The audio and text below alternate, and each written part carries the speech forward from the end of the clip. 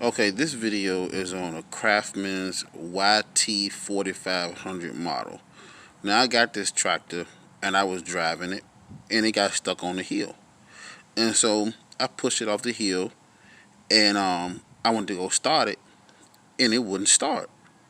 So when you look at YouTube, you'll see Craftsman won't start.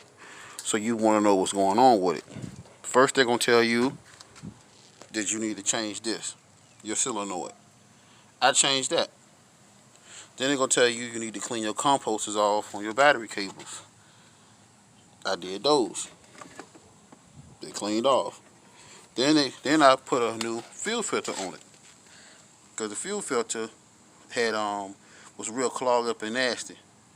Then I took the spark plugs.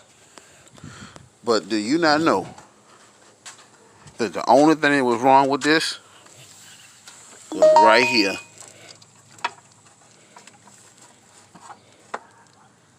A fuse.